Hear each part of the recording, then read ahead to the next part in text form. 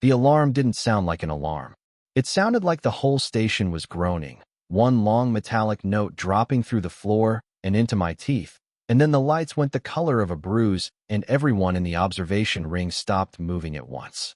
I was 14 decks up, floating in the low-grav garden pod with a pair of borrowed audio pickups clipped to my collar, trying to catch the echo song of the tide moths before they went dormant for the cycle. That's what I did for fun. Recorded things that made noise. It's a strange hobby to have on a station built by a species that doesn't have ears. The groan came again, longer this time, and then the whole ring shuddered like something enormous had exhaled right against the hull. Down on the primary science deck, 300 meters below me through 6 decks of plating, the 5th continuum bridge attempt in as many months had just failed. I didn't know that yet. I just knew the moths went silent, every single one of them, at the same instant, which had never happened before in the 11 months I'd been recording them, and something about that silence made the hair go up on my arms. By the time I got down to the observation gallery above the science deck, the emergency lighting had steadied into its slow red pulse, and the Illyri were doing the thing I'd only heard about from my father. They were sitting down, all of them, 20 of the sharpest minds in the Vondrai Compact, engineers and physicists and information theorists who had spent centuries, some of them literal centuries, in their own single lifetimes, chasing this problem, and they were lowering themselves to the floor of the science deck in a silence so complete I could hear the station's air recyclers ticking through the vents. The display above the central array was still running. A counter, tucked in the corner where nobody but the engineers usually looked. It read, Attempt 40,116. Bridge collapse at phase interval 3. My name is Ren Delacroix. I was 16 years old, and I was on that station because my mother was Earth's junior cultural attaché to the Vondrai Compact, and my father was an audio engineer who couldn't get work anywhere that didn't have an atmosphere. So wherever my mother's postings took us, he came along and recorded things, and I came along and got obsessed with whatever he was recording. That year, it was birdsong, not human birdsong. We hadn't had access to Earth's birds in 3 years, but the tide moths and the hull crickets that lived in the station's old ventilation channels, and anything else on any world we visited that made a noise with a pattern in it. I was not supposed to be in that gallery. I definitely wasn't supposed to be there when Elder Sale Vantarin arrived. The Illyri are old. Not old like a grandparent is old. Old like a mountain range is old. If the mountain range could also do calculus in its head while feeling faintly embarrassed about it. They average around 4,000 years of life, and their minds run on something closer to a lattice than a single stream of thought. Dozens of considerations branching and folding back into one another, mostly silent, because the Illyri evolved on a world with no atmosphere at all. No air, no sound. Their entire species built its civilization on light and touch and a kind of skin shimmer language, and their science, all of it, every branch, grew up around the same absence.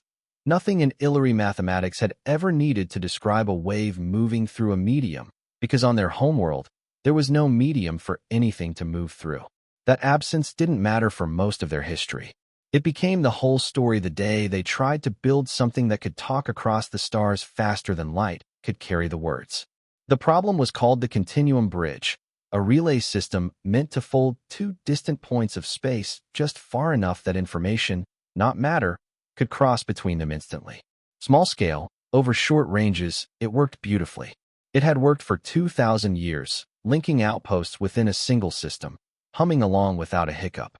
But every time the Illyri tried to scale it up, system to system, arm of the galaxy to arm of the galaxy, the bridge held for exactly 3 phase intervals, and then the message coming through disintegrated into meaningless static.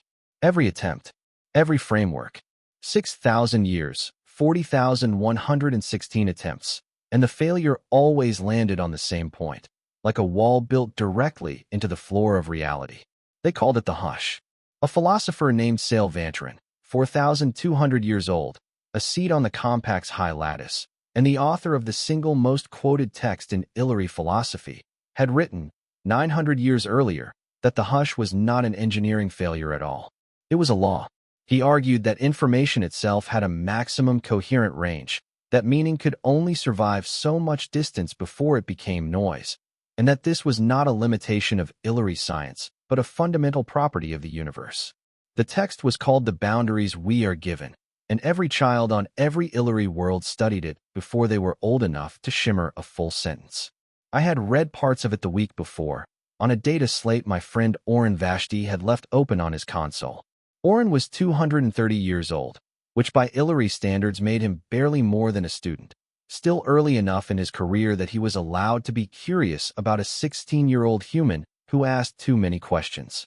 He'd been trying to explain phase interval collapse to me for weeks, mostly out of politeness, occasionally sneaking in a correction to my terrible pronunciation of Illyri shimmer script. What I hadn't told him, what I hadn't told anyone, was that for the last 4 nights, I'd been quietly pulling the failure logs from the Continuum Bridge attempts and layering them, in my head, against the waveform recordings of every animal call I'd ever caught with my pickups. Because something about the shape of the failure bothered me. It didn't look like an engineering problem to me. It looked like something singing over itself. Elder Vantarin crossed the gallery floor without a sound. The Illyri don't make footsteps. They don't have the anatomy for it. And stood in front of the seated engineers like a monument that had decided to walk somewhere. His skin was doing the slow, dim shimmer that I'd learned meant grief held very carefully in check.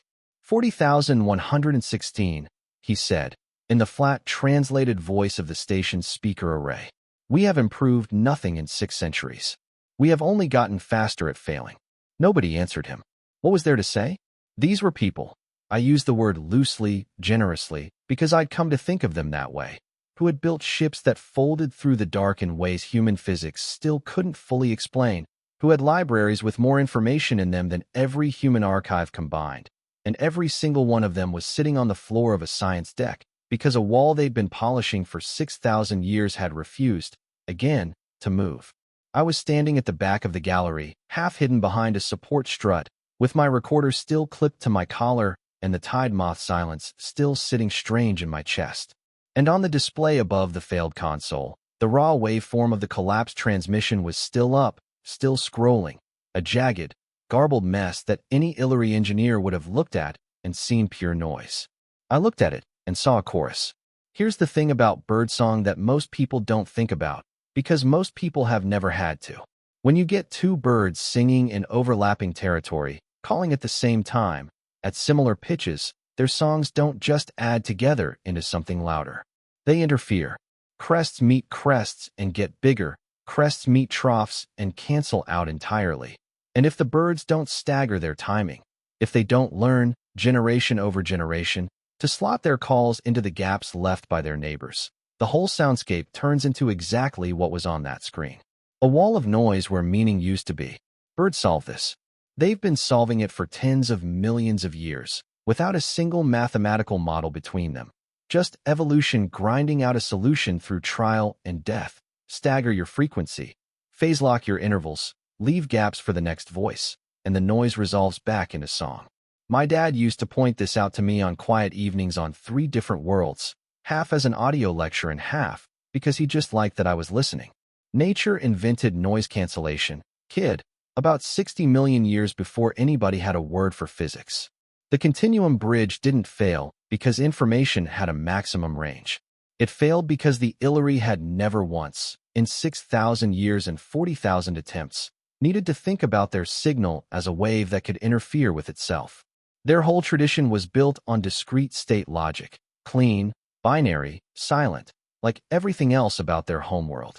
They were sending a message across the folded bridge in one long, undivided pulse, and at exactly the distance where the fold's natural resonance caught up with the signal, it began overlapping with its own echo. Crest meeting crest. Trough meeting trough. 3 phase intervals in, meaning collapsed into static every single time, because nobody had ever staggered the call. They didn't need a new law of physics. They needed a bird. My hands were shaking a little when I stepped out from behind the strut, which was embarrassing, because I was about to ask several hundred years of collective expertise to let a 16-year-old touch their console. Elder Vantarin, I said. My voice cracked halfway through his name, which did nothing for my credibility. I think I know what's happening to the signal. Every shimmer pattern in that room turned toward me at once, and I want to be honest. It is deeply unpleasant to have 20 ancient geniuses look at you the way you'd look at a cat that had just tried to order dinner in a restaurant.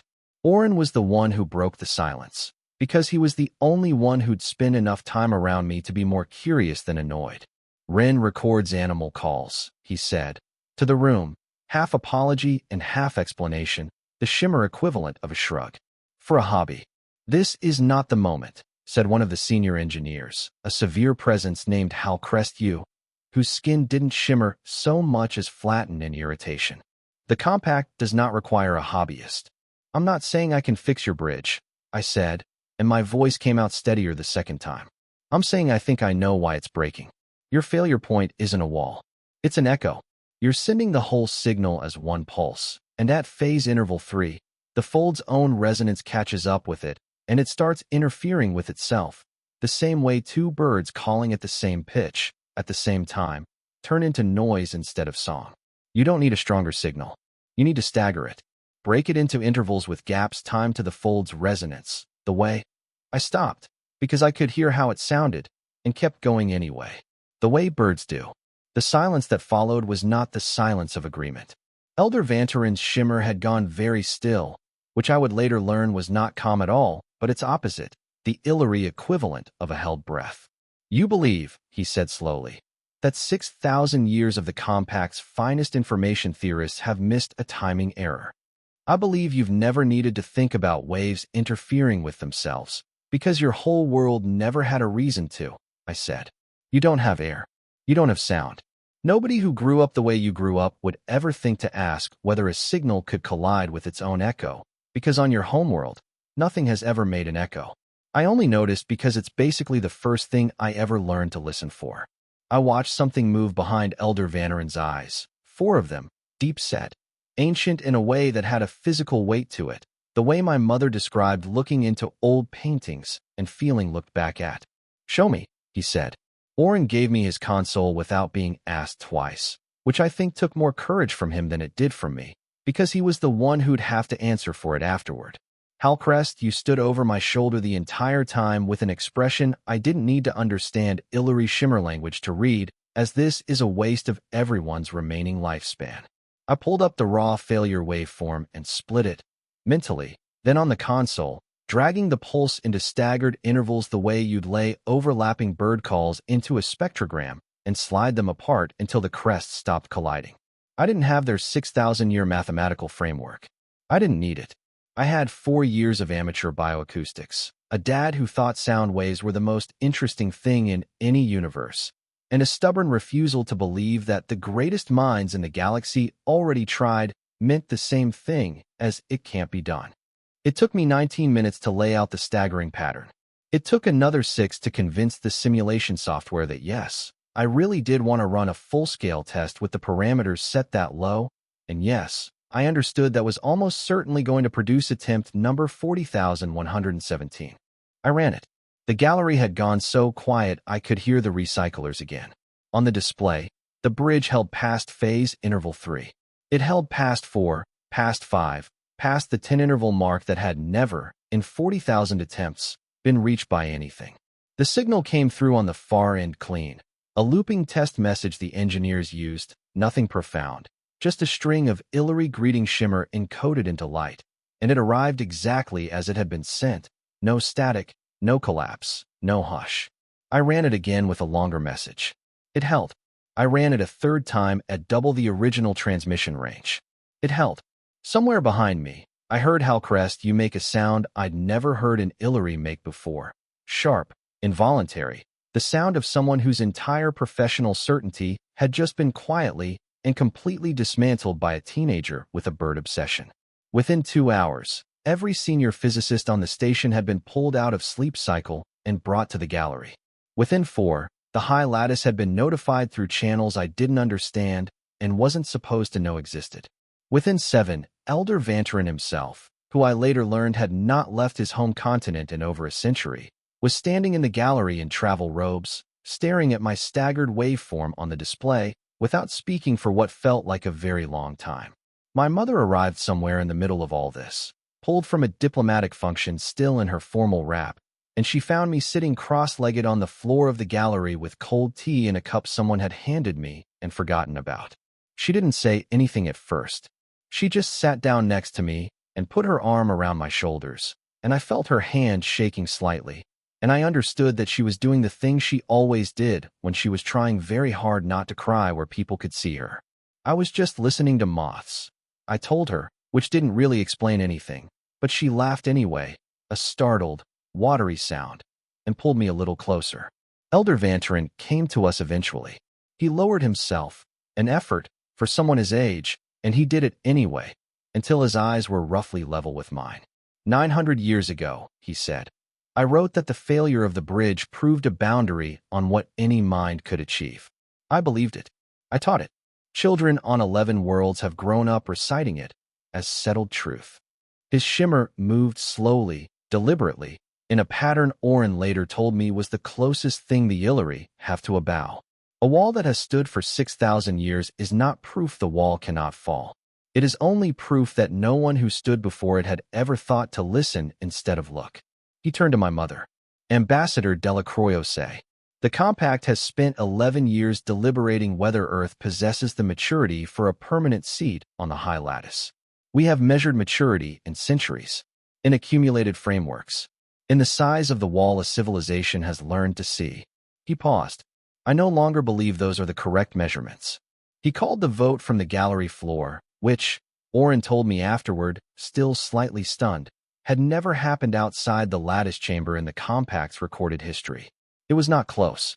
Earth was seated that morning, while the station's lights were still on their dimmed night cycle, while I still had cold tea going lukewarm in my hand and moth recorder wire tangled around my collar.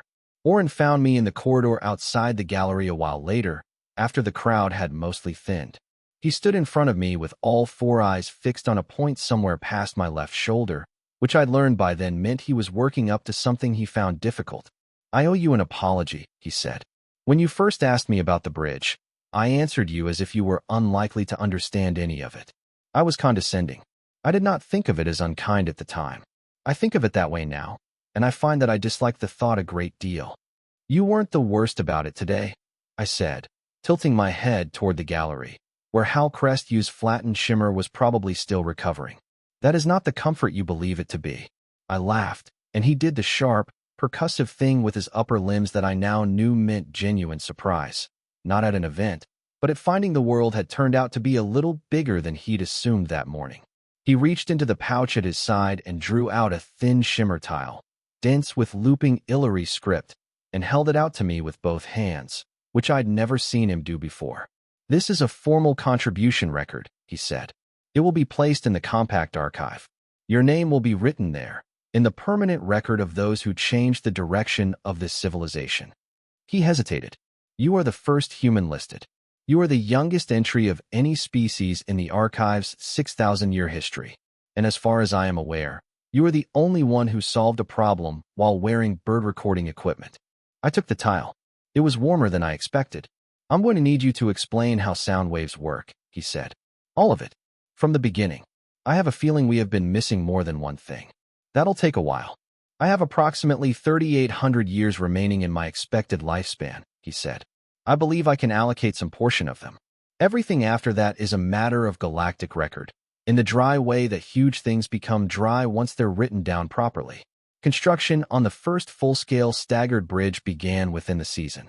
It went live 8 months later, linking the Illyri homeworld to a colony 400 light-years distant. A message that had once taken the fastest compact ship almost 2 years to physically deliver arrived, staggered and whole and perfectly readable, in under a second. There were ceremonies. There were speeches translated into 40 languages, delivered by people far more important than me, standing in front of banners with my name on them in a script I could barely read. I wasn't at the opening ceremony. By then I was back on Earth, finishing my last year of secondary school, sitting in a stuffy classroom trying to explain to a very patient physics teacher why I thought the assigned homework on wave interference was actually kind of beautiful, and half listening for the sound of gulls outside the window, because old habits don't leave just because a galaxy noticed you for 20 minutes. My mother kept Orin's shimmer tile in a display case on our kitchen shelf.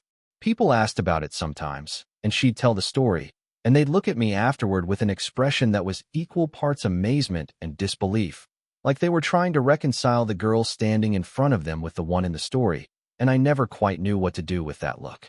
Usually I just offered them tea and changed the subject. The truth, the whole, unglamorous truth, is that I don't feel like someone who changed the direction of a civilization. I feel like someone who happened to be listening for the wrong thing at exactly the right moment, in a room full of people who had spent 6,000 years listening for something else entirely. The Illyri brought everything they had to that wall. Brilliance, patience, centuries stacked on centuries of careful, rigorous, genuinely extraordinary thought. What they never brought, what they never could have brought, not because they weren't smart enough, but because their whole world had never given them a reason to, was someone who'd grown up chasing birdsong through open air, learning without ever meaning to that two voices only turn to noise if nobody bothers to leave room for the other one to be heard.